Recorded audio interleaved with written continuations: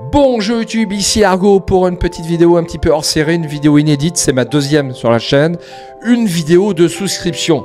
Alors vous avez la possibilité de souscrire un petit abonnement en ligne si vous le souhaitez sur YouTube, il faut le savoir.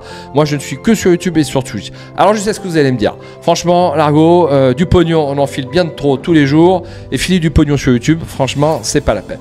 Néanmoins, considérez le fait de peut-être m'écouter un instant avant de retourner à vos occupations, qui ne sera de ne pas rester devant un écran, parce que rester devant un écran c'est mal. Alors je voulais vous montrer quand même ma petite vidéo de souscription telle qu'elle était, si vous êtes d'accord.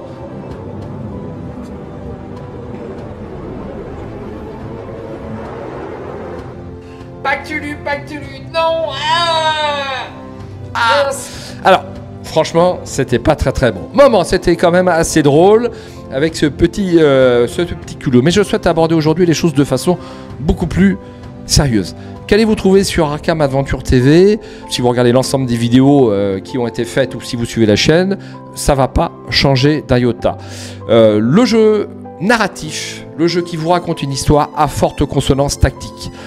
Le plus éminent représentant de ces jeux narratifs à forte consonance tactique, c'est Aurora Arkham JCE, et ça reste, comme je l'ai dit d'ailleurs sur cette vidéo, un fil rouge, parce que j'ai un petit peu arrêté Arkham depuis pas mal de mois, et comme prévu, je n'ai retrouvé les sensations d'Aurora Arkham JCE sur aucun autre jeu, mais pas que. Vous avez des jeux comme Barrage vous raconte une histoire, Maracaibo vous raconte une histoire, et même un jeu comme Agricola vous raconte une histoire, parce que le jeu narratif, c'est important pour s'évader du quotidien.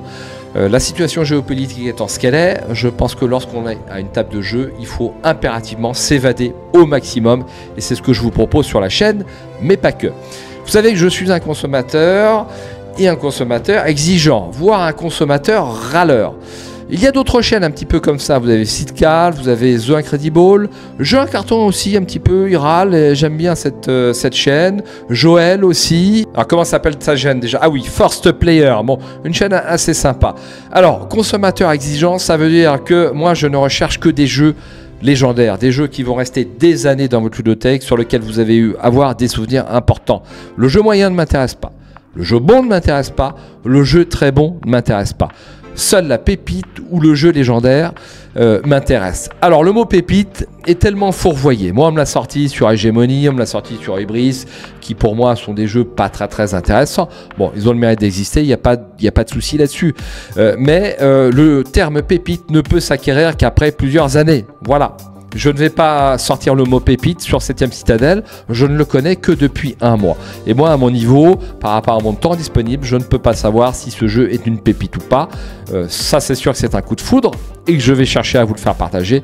Mais pépite, gardons ce terme pour un petit peu plus tard. Donc dès qu'un camarade va chercher à me refourguer le jeudi soir, parce que je joue le jeudi soir, va chercher à me refourguer un jeu ne serait-ce que moyen ou bon, je ne me priverai pas de vous en faire part et de vous dire surtout n'achetez pas ce jeu, ce n'est pas la peine, il sera sur Ocaseo bientôt, parce qu'on trouve tellement de langue de bois sur YouTube et l'indépendance y est tellement rare. Bon, il n'y a qu'à voir des chaînes un petit peu vitrines, hein, je m'excuse, mais Maxildan c'est une vitrine publicitaire, Un Monde de Jeux c'est une vitrine publicitaire, Le Passe-Temps, alors eux c'est leur boulot, et ils le font très bien d'ailleurs, c'est aussi une vitrine publicitaire. Il y a un excès de positivisme sur YouTube, bien de trop, et moi je recherche une chaîne YouTube à la limite, hein, je dis à la limite à l'extrême, qui ne me donne que des avis négatifs et qui me disent ce jeu-là, ne l'achetez pas.